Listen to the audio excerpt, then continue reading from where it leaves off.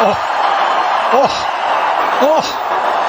That is a huge six.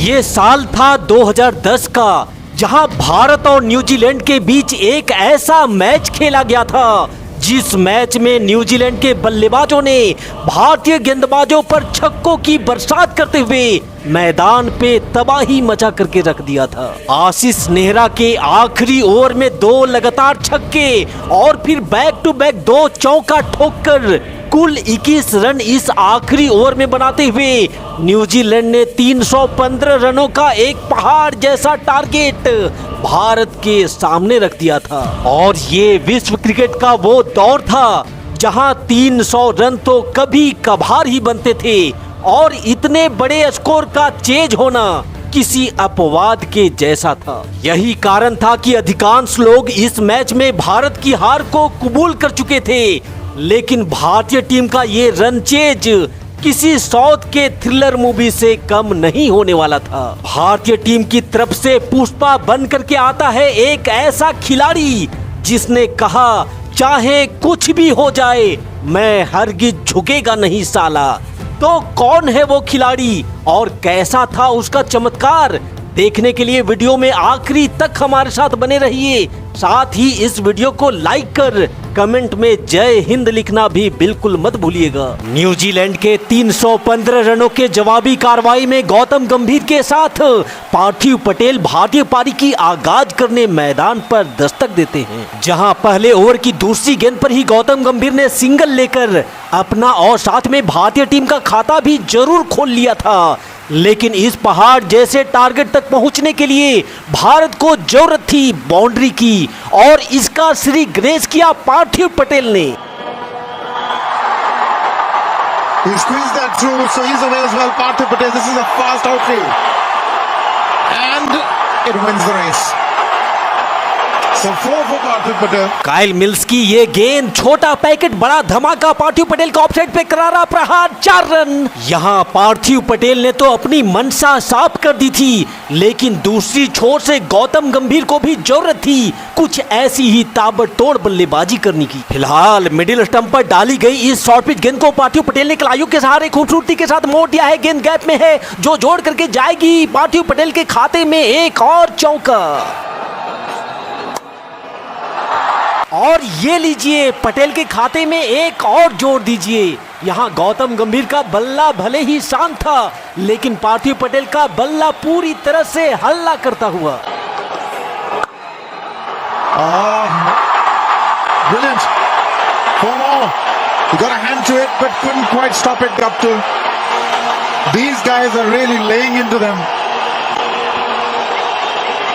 फिलहाल Kyle mills की गेंद पर गौतम गंभीर के पास भी था हाथ खोलने का मौका, कट करके भेज दिया 4 रनों के लिए। पहला चौका गौतम गंभीर के खाते में आता हुआ। और जब गंभीर चलते हैं तो रुकने का नाम कहां लेते। Oh, that is so enjoyable to watch.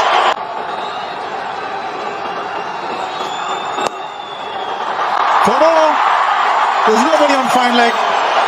The man is in for the catch. Gautam Gambhir has just turned it, used the pace of the delivery to get successive boundaries now. That's gone in the air as well, and that's running away for 4. You're just giving too much room, and they're playing to the strength of both these batsmen at the moment, New Zealand. Nicked in 4 more. Ounce of luck, but New Zealand need wickets, and short cover and short mid wicket are not going to do it for them. Where are the slips? Oh, that's not a bad delivery. Not a bad delivery at all. And a little bit of luck for Gautam Gambhir. यहाँ गौतम गंभीर एवं पार्थिव पटेल ने भारतीय team को एक सदी हुई शुरुआत दिलवाते हुए 9.3 ओवर में ही 67 रन टीम इंडिया के खाते में जोड़ दिए थे। लेकिन तभी 10वें ओवर में गौतम गंभीर 24 बॉल में 27 रनों की पारी खेल आउट हो जाते हैं और 67 के स्कोर पर भारतीय टीम को पहला झटका लग जाता है। गौतम गंभीर का विकेट भारतीय टीम के लिए एक बड़ा झटका था, लेकिन इससे भी बड़ा झटका भारतीय टीम को तब लगता है जब विराट कोहली, जिनसे एक बड़ी पारी की उम्मीद थी वो अपना खाता तक नहीं खोल पाते हैं और 0 के स्कोर पर कोहली भी पवेलियन वापस लौट जाते हैं। एक ही ओवर में 2 विकेट खोकर यहाँ दबाव पूरी तरह से भारतीय टीम के ऊपर आ चुका था, लेकिन फिर यहाँ से आगे युवराज सिंह के साथ मिलकर पार्थिव पटेल ने भारतीय पारी को संभाला और जीत की राह पर आगे बढ़ना शुरू कर दिए।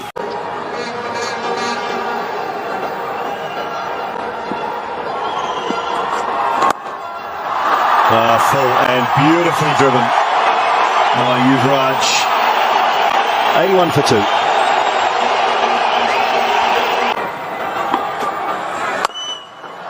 That's a good hit. It's gone the distance. Wasn't the slope for Yuvraj Singh. यहाँ युवराज सिंह ने आते ही ताबड़तोड़ बल्लेबाजी करते हुए उदास बैठे भारतीय समर्थकों के दिलों में खुशी की लहर दौड़ा दी थी। वहीं दूसरी छोर पर पार्थिव पटेल ने इस चौके के साथ अपनी हाफ सेंचुरी भी अब कंप्लीट कर ली थी, लेकिन तभी समस्या एक बार फिर से भारतीय टीम के ऊपर गिरती है और युवराज सिंह जो बेहतरीन बल्लेबाजी कर रहे थे वो 20 रनों की एक छोटी सी पारी खेल अब पवेलियन की राह पकड़ चुके थे। यहाँ समस्या आती है तो देखिए कैसे गुच्छों में आती है। युवराज सिंह के आउट होने के बाद पार्थिव पटेल उसी ओवर में एक बड़ा शॉट लगाना चाहते थे पर फील्डर को पार नहीं कर सके। 53 रनों की पारी खेल पार्थिव पटेल लौटेंगे पवेलियन और 108 के स्कोर पर ही भारतीय टीम अब गवा चुकी है अपना चौथा विकेट। अब क्रीज पर दोनों नए बल्लेबाज थे। एक छोर पे थे हिटमैन रोहित शर्मा तो दूसरी छोर पे उनका साथ दे रहे थे यूसुफ पठान। इन दोनों बल्लेबाजों ने बड़ी ही सूझबूझ के साथ बल्लेबाजी करते हुए भारतीय पारी को आगे बढ़ाना शुरू कर दिया। फिलहाल रोहित शर्मा ने चहलकदमी करते हुए उड़ा दिया इस गेंद को आसमान में, तारा बनी ये गेंद गिरेगी दर्शक दीर्घा में 6 रनों के लिए। जिस ताबड़तोड़ बल्लेबाजी की उम्मीद भारतीय फैंस रोहित से कर रहे थे, रोहित उस पे 100% खरे उतरे। यहाँ एक बार फिर से रोहित के पास था हाथ खोलने का मौका, जिसपे ऑफ साइड पे हिटमैन ने जड़ दिया धमाकेदार चौका। 26 ओवर की समाप्ति के बाद अब भारत का स्कोर हो चुका था 134 रन 4 विकेट के नुकसान पर। वहीं 27वें ओवर की दूसरी गेंद पर ही यूसुफ पठान ने बॉलर के सर के ऊपर से एक फ्लैट छक्का जड़कर न्यूजीलैंड के गेंदबाजों के धागे खोलने शुरू कर दिए। यहां 28वें ओवर की पहली गेंद पर रोहित ने एक और कड़ाकेदार शॉट खेला। हालांकि बाउंड्री लाइन पे फील्डर जरूर था पर उसे चकमा देकर गेंद निकल गई एक और चौके के लिए। इसके बाद तो रोहित और यूसुफ पठान की जोड़ी ने दोनों छोरों से मैदान पे बाउंड्री की बरसात करनी शुरू कर दी। Oh, that's a good hit. Straight over the top. One bounce and out of the ground. Boundary to end the over. 10 off it. 30 gone. 164 for 4.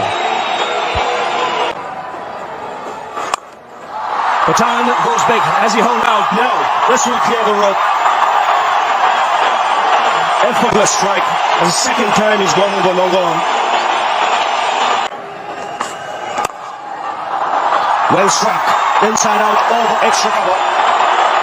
The spot nicely, Rohit Sharma.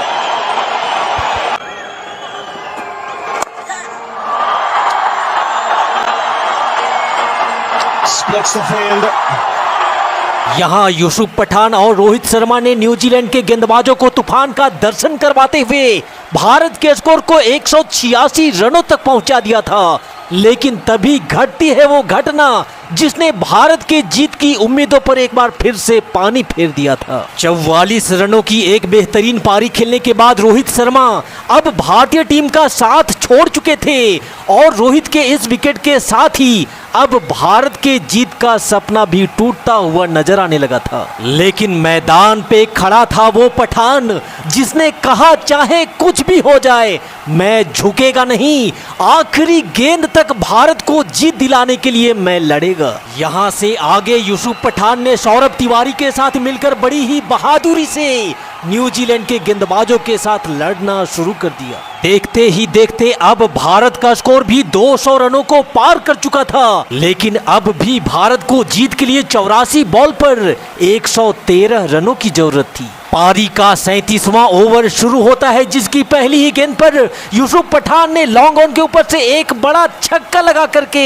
अपनी half century भी complete कर ली थी। इसके बाद तो यूसुफ पठान ने पीछे मुड़कर देखा ही नहीं। उनकी बस एक कोशिश थी कि गेंद को बस बाउंड्री के पार भेजते जाओ, बाकी जो होगा देखा जाएगा। Oh, that is massive. That is the biggest one. It's out of the stadium. It's landed on the roof. Can you believe it? Wow. That's an incredible shot. I don't think the ball has ever been hit out of the stadium. Mohandas Menon will obviously correct me if it has been. But this is again the length ball that we are talking about. The experienced Kyle Mills bowling the length ball. That was what Yusuf was looking for. If you take a look now, India's ahead of New Zealand. 235 for 5. Well, that's a good hit. That will certainly be 4. Inside out. Got the length. And he's got the boundary. He's got hold of that one. He's going to get 4. यहाँ यूसुफ पठान की कातिलाना बल्लेबाजी ने New Zealand के दिग्गज गेंदबाजों को चारों खाने चित करके रख दिया था। अब उनके चेहरों पर फ्रस्ट्रेशन साफ तौर पर दिखाई दे रहा था। अब गेंद बची थी 45 और रन चाहिए था 62। इसी बीच इस बार फुल टॉस गेंद को फुटबॉल की तरह उड़ा करके भेज दिया यूसुफ पठान ने वन बाउंस से एक और चौके के लिए। और यूसुफ पठान को यहाँ बॉल डालोगे तो किसी भी हाल में बक्से नहीं जाओगे। एक और छक्का यूसुफ पठान के बल्ले से निकलता हुआ। तो कैसी लगी न्यूजीलैंड वालों पठान की मेहमान नवाजी? 97 के स्कोर पर पठान सामना करेंगे अगली गेंद का। और एक बार फिर से पठान के पाले में थी ये गेंद, उड़ा करके भेज दिया है। क्या बाउंड्री को पार करेगी? बिल्कुल करेगी। इस छक्के के साथ यूसुफ पठान पूरा करेंगे अपना शतक।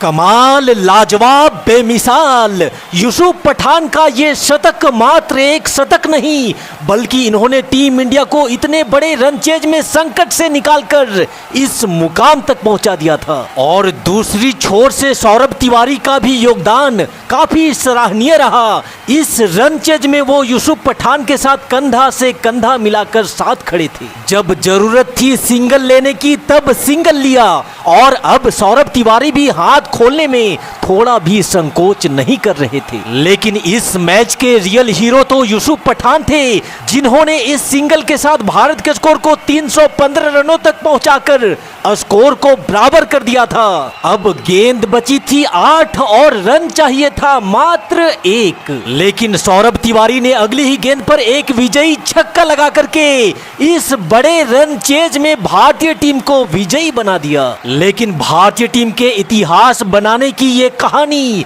शायद यूसुफ पठान के बगैर अधूरी रह जाती, जिन्होंने गेंदबाजी में 3 विकेट तो लिया ही, साथ ही बल्ले से भी धमाका करते हुए मात्र 96 बॉल पे 123 रनों की धमाकेदार पारी खेल भारत को ये मैच जिताया। तो यूसुफ पठान की इस यादगार मैच जिताऊ पारी के नाम इस वीडियो पे एक लाइक जरूर दीजिएगा, और ऐसे ही धमाकेदार मैचों की कहानियों के लिए इस चैनल को सब्सक्राइब करना भी बिल्कुल मत भूलिएगा।